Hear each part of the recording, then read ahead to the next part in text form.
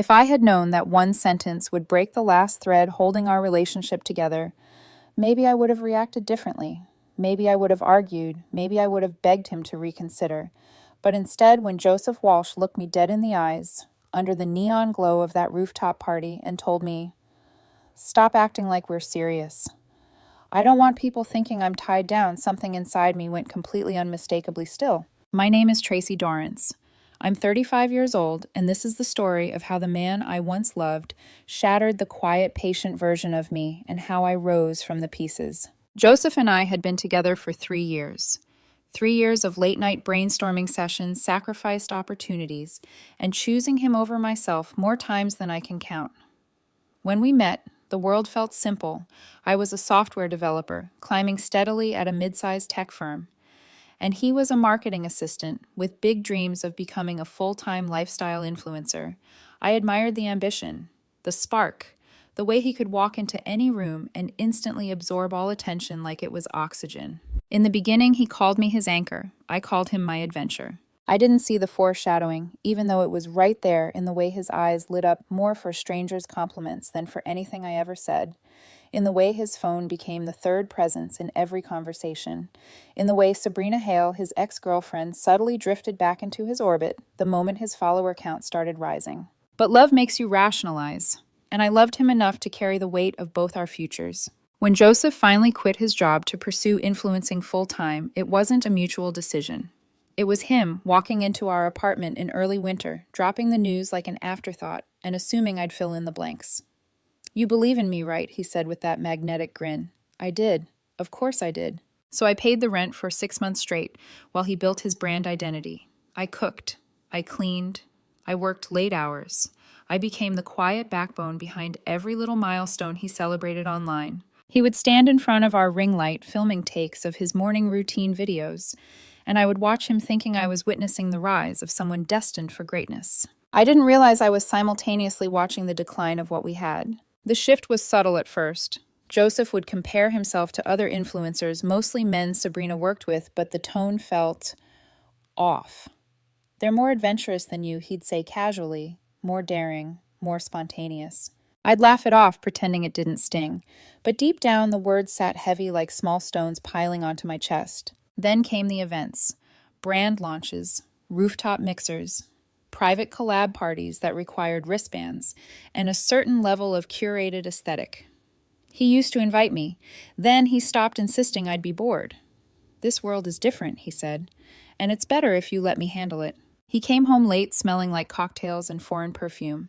I asked once lightly, "Long shoot?" He smiled. Something like that. The smile didn't reach his eyes. The humiliation came in layers, first soft, then sharp, then cutting. The Instagram stories where he wrote captions like, "Single vibes tonight," even though he was living with me.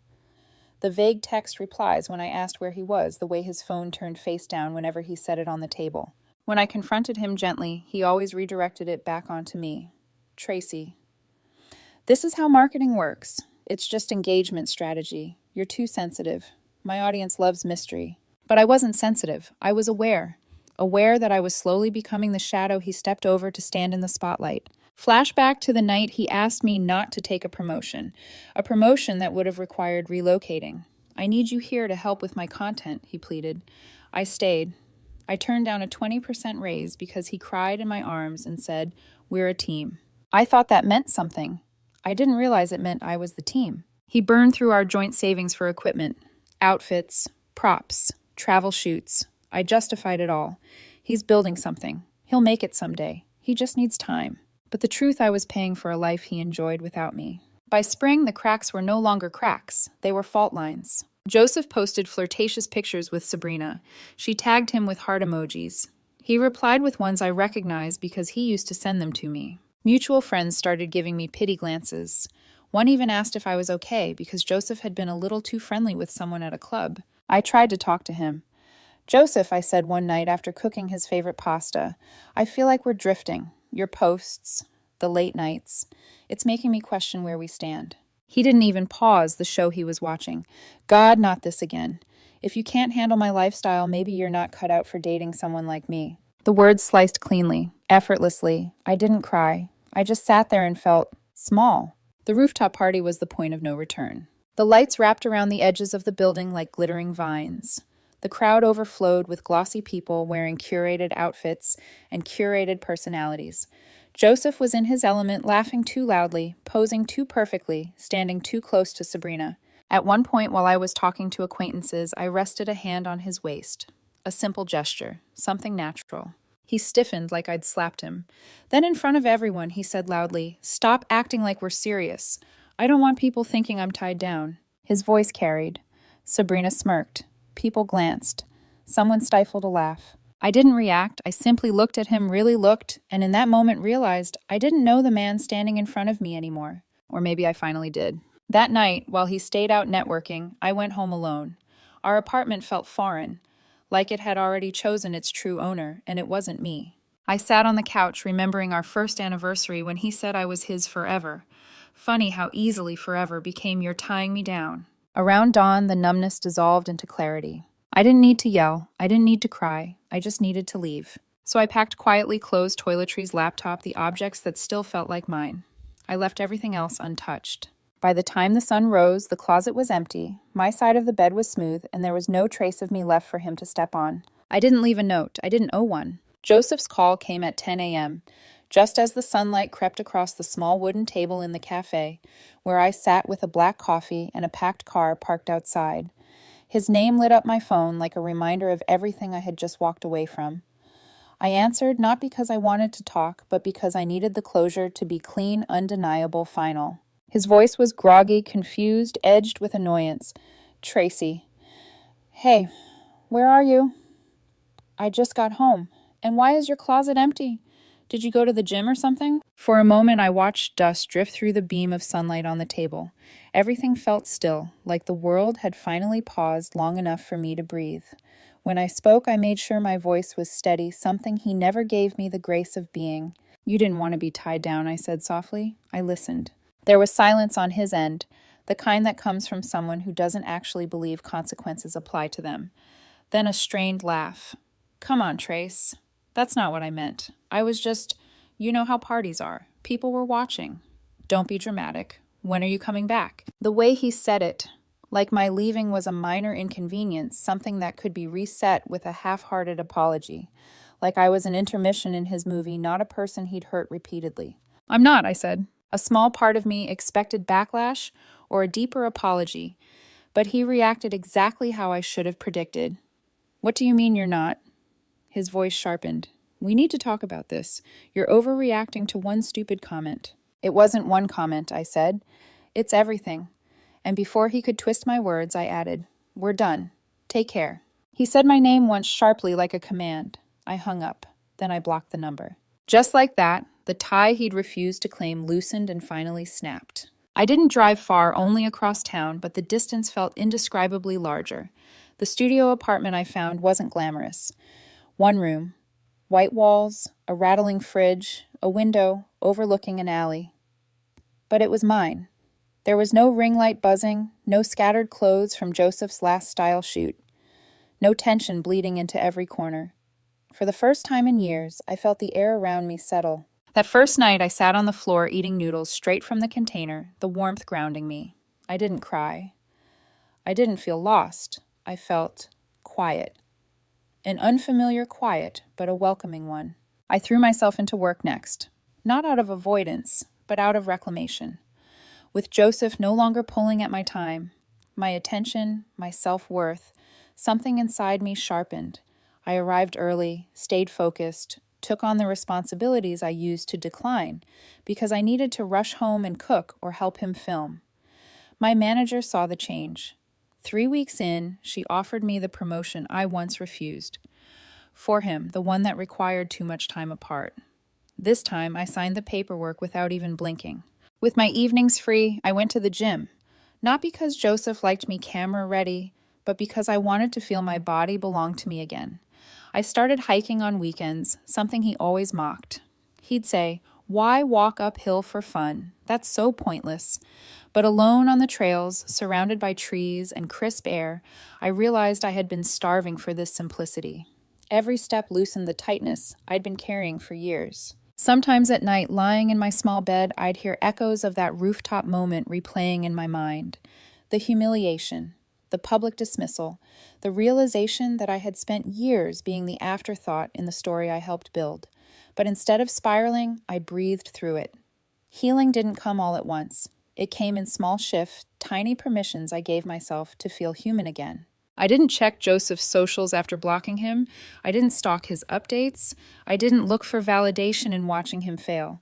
But the world is noisy, and gossip has a way of finding you even when you're trying to outrun it. A friend texted me out of nowhere. Not sure if you heard. Joseph and Sabrina are public now, and it's already messy. I didn't reply. But for a brief second, I imagined him happily stepping into the chaos he once used as justification for belittling me. Another message came days later. She's using him. Like, it's obvious. His comments are a disaster. Still, I stayed silent. I didn't want satisfaction from someone else's downfall. I just wanted distance. But the universe had impeccable timing. A coworker pulled me aside one morning, hesitant. "Did you see Sabrina's story?" She was yelling at someone, pretty sure it was Joseph. "They're losing a collab because of it." I nodded. That was all. No shock, no spike of adrenaline, no petty thrill, just quiet acknowledgement. More screenshots leaked. Clips of their arguments went viral. People speculated about cheating manipulation, broken promises, and professional irresponsibility. What Joseph once worshipped, public validation, turned on him. Brand deals fell through. His image cracked under the weight of the drama he helped create. I didn't feel vindicated. I felt free. He always told me I wasn't built for his world. Turns out neither was he. Then the messages from unknown numbers began. "Tracy, it's me. Please talk to me." I deleted them. You don't get to just disappear like this. Blocked. "Trace, I messed up. I miss you." "I'm sorry." Ignored. "You owe me a conversation." I didn't owe him anything. One evening, after picking up takeout near my old neighborhood, someone said my name. Breathless, cracked, shocked. I turned, and there he was. Joseph. Except not the polished version from before. His hair was messy, eyes tired, clothes wrinkled like he hadn't slept more than a few hours in days. "There you are," he exhaled, walking toward me like a drowning man reaching for land. "I've been looking everywhere. Why won't you answer?" "I don't owe you a conversation," I said, keeping my grip on the bag in my hand. My voice didn't shake. "There's nothing left to talk about." "Yes, there is." His voice trembled. "Sabrina, she used me. She twisted things. I'm staying with my mom now. Everything's falling apart. I need you." There it was again, that word. Need. Not love, not respect, just need. As if that was the same thing. "That's your situation to fix," I said. "Not mine." He reached out fingers, brushing my arm in a desperate attempt to keep me tethered. "Tracy, please. We can start over. I'll change. Just give me another chance." For a moment, I saw a version of myself from months ago. Someone who would have believed him. Someone who thought love meant holding on to the person hurting you. But she was gone. "No," I said simply. I walked to my car, opened the door, and left him standing there, stunned, shrinking, disappearing in my rearview mirror. My heart didn't pound. My eyes didn't sting. My hands didn't shake. For the first time, I realized the truth. I wasn't walking away from him. I was walking back to myself. When I walked away from Joseph outside that restaurant, I thought that was the end. A final clean exit. No lingering threads. No emotional residue. But people like Joseph don't just vanish. They unravel slowly, loudly, and publicly. And somehow the echoes of their downfall still manage to find you, even when you're not looking. Weeks slipped by quietly. I settled further into my new rhythm, early mornings at work. Gym sessions, after dark weekends, spent hiking or reading in coffee shops. I wasn't rebuilding out of spite. I was simply reclaiming pieces of myself that had been dormant for years. The difference was subtle at first. I laughed more, slept deeper, ate without a knot in my stomach. It was strange how peace felt almost unfamiliar, like I had to learn how to live with it again. Then one morning, a friend sent a message that made me pause mid-sip of my coffee. "Have you seen what's happening with Joseph and Sabrina?" I hadn't. I didn't follow either of them. I didn't even have their accounts accessible after blocking and removing all traces. But curiosity isn't the same thing as caring, and a part of me opened the message thread. Apparently, Joseph and Sabrina had gone public hard launch, curated photos, captions, dripping with fake intimacy. Someone wrote an entire thread dissecting their chemistry like it was breaking news. But it didn't take long for everything to crack. Within days, screenshots leaked of Sabrina complaining about Joseph's no work ethic. Then text messages surfaced between her and another influencer, someone she was flirting with behind Joseph's back, mocking him. Brands who had once been interested in Joseph quietly distanced themselves the moment drama started boiling. Deals fell through. Plans got canceled. The worst part wasn't the fallout itself, it was how loud it all became. Joseph had always craved attention. He lived for engagement validation being wanted, but when the attention turned negative, he crumbled. Another friend DM'd me a video clip that was circulating. At first I refused to watch, but she insisted, just see what you escaped. It was a recording from Sabrina's live stream, an argument between her and Joseph. Her voice was sharp, mocking. His was desperate, almost pleading. She called him dead weight. He told her to stop broadcasting their fight. She didn't. It was humiliating, messy, and public, everything he once accused me of being afraid of. I watched 10 seconds, then closed it. That was enough. Joseph spiraled quickly after that. Word spread that Sabrina had been using him for access, for free promo, for clout. Once his sponsorships took a hit from the drama in his comments, she ditched him for someone with a more stable trajectory, someone she claimed had real star potential. I thought that would be the end of it, that he'd stay wrapped up in his new chaos. But spiraling people have a way of reaching for whatever once felt solid, and for him, that was me. The messages escalated. New numbers, new fake accounts, voicemails with shaky breaths and slurred apologies. I'm sorry, Tracy. I should have chosen you. Please. Just meet me. 2 minutes. That's all. I'm losing everything. I need you. You're the only one who ever cared about me. Don't do this. Don't leave me alone. He tried every tone, remorseful, nostalgic, angry, manipulative, desperate. I stayed silent. One night after a long shift, I found him waiting near my building's entrance. I froze the second I saw him slumped against the wall, hands shaking, wearing the same jacket he'd worn the night he humiliated me on the rooftop. The moment he spotted me, he straightened abruptly, wiping his face, like he could erase the last few weeks in a single motion. Tracy exhaled. Finally. You have no idea how long I've been waiting. I kept my distance. Joseph, you can't be here. I need to explain. His voice trembled. Sabrina, she wrecked my life. She played me. She stole my money. She humiliated me online. I didn't know she recorded us. I didn't know she'd turn everyone against me. That's between you and her, I said plainly. His face contorted. But you don't get it. None of this would have happened if I'd stayed with you. I was better with you, more stable, more grounded. I need that again. I need you again. His words didn't move me. They didn't hurt me. They didn't even spark anger. They just made things incredibly painfully clear. You don't want me, I said quietly. You want whoever makes your life easier. That's not fair, he argued. I loved you, Tracy. You loved the version of me that carried you, I interrupted. Not the version who finally walked away. He blinked, and for the first time I saw the truth land behind his eyes. The truth he had been avoiding since the day he told me he didn't want to look tied down. He stepped closer. Please, just say we can try again. I'll quit influencing. I'll get a real job. You'll say anything right now, I said softly, but you won't follow through. His shoulders slumped. His breathing stuttered. He looked small, crumbling under the weight of consequences he never expected to face. Don't do this, he whispered. Don't leave me like this. I'm not leaving you, I said. I left months ago. You just finally noticed. I walked past him. He didn't reach out this time. Maybe because he finally understood he had no power left over me. Maybe because he saw that my silence wasn't a game, it was liberation. I heard him sniff once, a small, broken sound, but I didn't look back. Not because I wanted him to suffer, but because I was done letting his suffering define me. Inside my apartment, I locked the door and exhaled slowly. The world outside felt loud, chaotic, messy, his world. But mine was finally beautifully quiet. What I didn't know then was that his collapse wasn't done. Not yet. And those who feel entitled to your support never go down gently. Joseph didn't disappear after that night outside my building. If anything, he became more relentless, as if losing everything made him believe he had the right to reclaim the one person who once offered stability. But I had already stepped out of the version of myself who tolerated chaos. I wasn't going backwards. The messages didn't stop, they only shifted in tone. Some were desperate pleas for forgiveness, long paragraphs about how Sabrina had broken him, how he finally understood my worth. Some were angry accusations that I'd abandoned him, that I'd enjoyed watching him fall.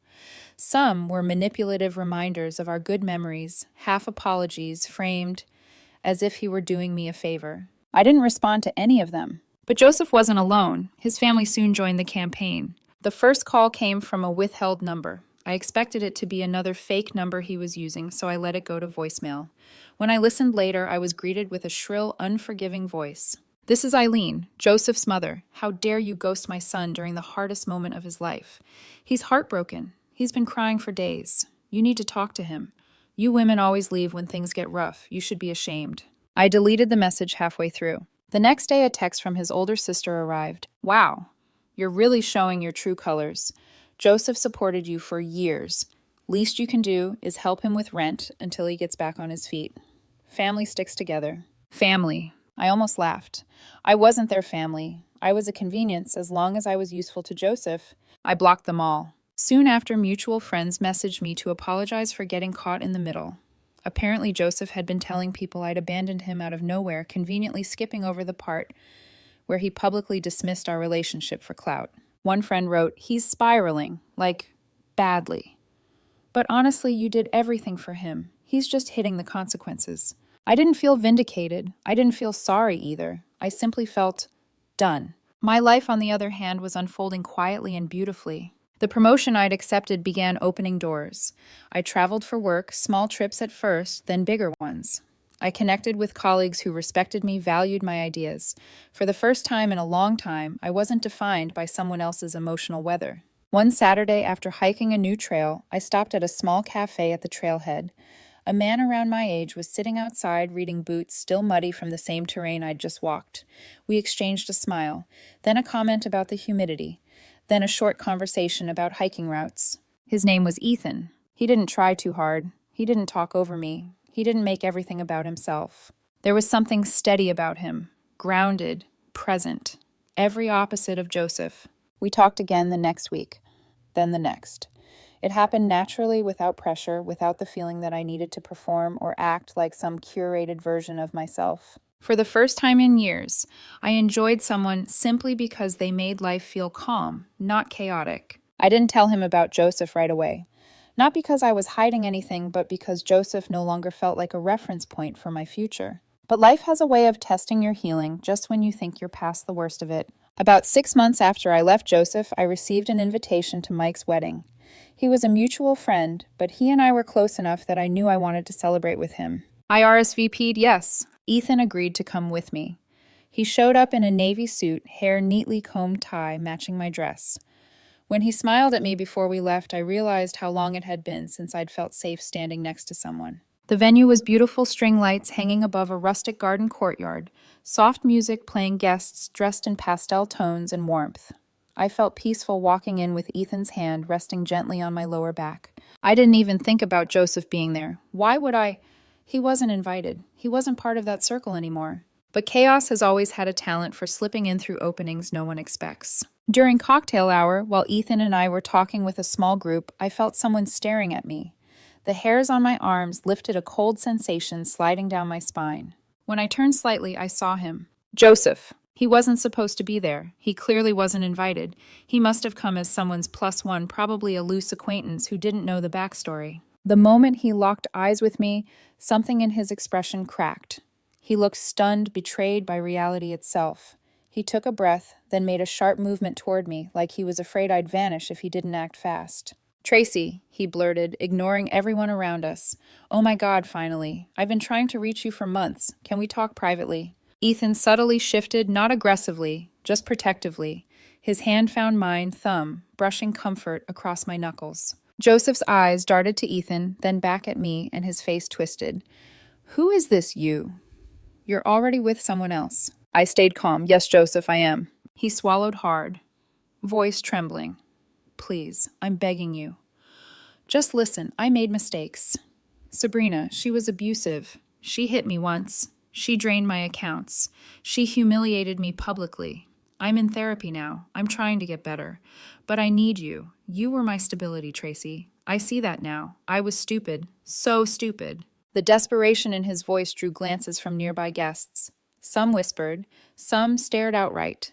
It was almost cinematic, him begging in front of the same type of social crowd he once used to belittle me. I'll quit influencing, he pleaded. I'll get a real job. I'll change. Just give me one more chance, please. He looked at me as if salvation lived behind my ribcage. And in that moment, I felt nothing.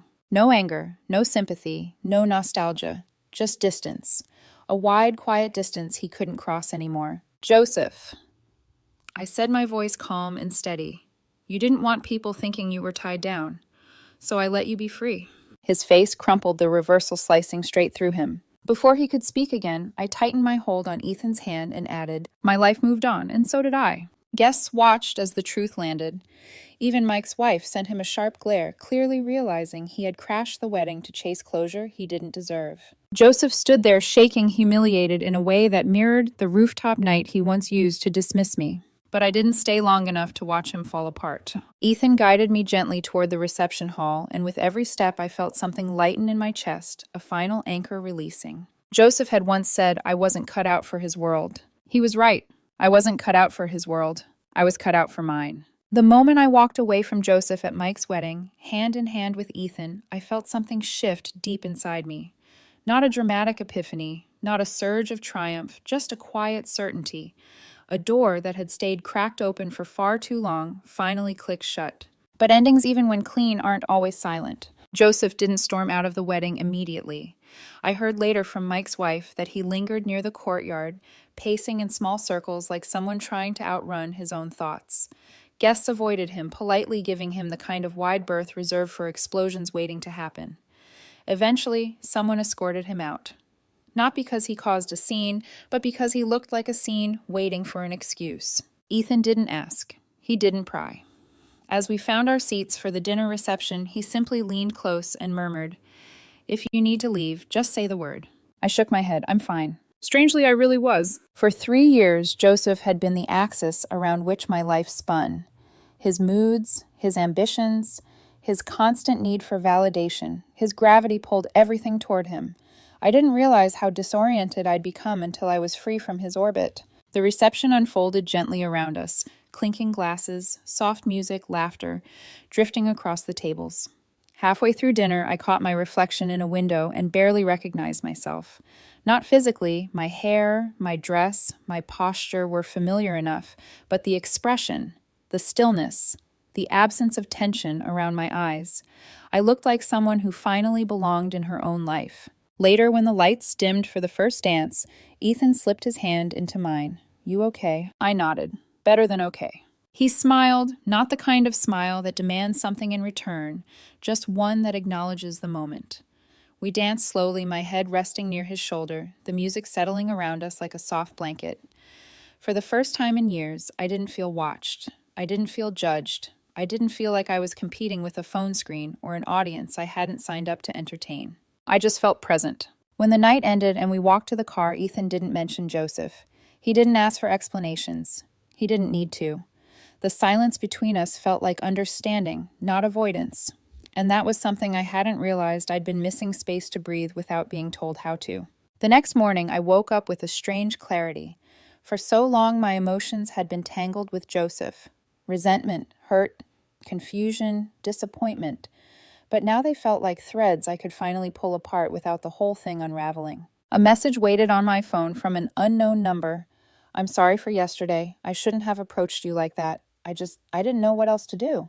I stared at it for a moment. Months ago, that apology, thin and incomplete, would have been enough to pull me back into negotiations. Months ago, I would have convinced myself to be patient, to be understanding, to give him another chance to change. But now it felt like reading a stranger's apology. I deleted the message without responding. Days passed, then a week, then 2. No more calls, no more numbers, no more attempts to guilt me into returning. It was as if, after the wedding, Joseph finally realized the truth he'd spent months running from. There was no version of the future where I came back. A month after the wedding, mutual friends told me Joseph had left town. Apparently he'd moved back in with his mother while he tried to figure things out. The chaos he once embraced had consumed him, and now he was trying to escape it entirely. Part of me wondered how different things could have been if he'd chosen substance over image, stability over chaos, partnership over performance. But the thought drifted away as quickly as it came. Some stories don't need alternate endings. Some endings are the lesson. Life didn't transform overnight, but it blossomed in small, genuine ways. Work flourished. My hikes became longer, my breaths deeper. I started cooking again, not out of obligation, but because the process calmed me. Ethan and I grew closer slowly, gently, without the frantic intensity that once defined my relationship with Joseph. One evening, while Ethan and I were making dinner together, he said quietly, "You know, you're different now." I paused, half laughing. "Different how?" "Lighter," he said, like someone who stopped carrying a weight she never should have been holding. The words hit somewhere tender. Not painful, just honest. "I didn't realize how heavy it was," I admitted. "You don't have to carry anything alone anymore," he said, his voice steady, not performative. And that was the difference. Joseph needed me to carry him. Ethan wanted to carry things with me. Months later, there was one final thread left to cut. I walked past the old apartment building, more out of coincidence than intention, and looked up at the balcony where Joseph had filmed so many of his early videos. The place looked smaller now, dimmer. The world that once felt so big and important suddenly looked like a stage built out of tissue paper. I stood there for a moment, letting the memories pass silently, both the good and the bitter. Then, without ceremony, I turned and continued walking. There was no dramatic goodbye, no lingering ache, just closure. Some people imagine closure as a grand emotional climax, but mine was simple, easy, quiet. Closure happened the moment I understood that Joseph's downfall wasn't my justice. It wasn't even my concern. The real justice was how much better my life became without him. It was in the promotion I earned because no one demanded my time like a resource to consume. It was in the stable, gentle love growing between me and Ethan. It was in the laughter that came back naturally. It was in choosing myself without apology. Joseph once said he didn't want people thinking he was tied down. He got exactly what he asked for, and I got everything I didn't even know I deserved. As for the final thought, the one people always wonder about, the one that lingers at the end of stories like this, I'll say it clearly, I don't hate him. I don't want revenge. I don't even wish him harm. I just hope he figures out who he is without needing someone else's life to stand on. Because I already figured out who I am without him. And that's enough.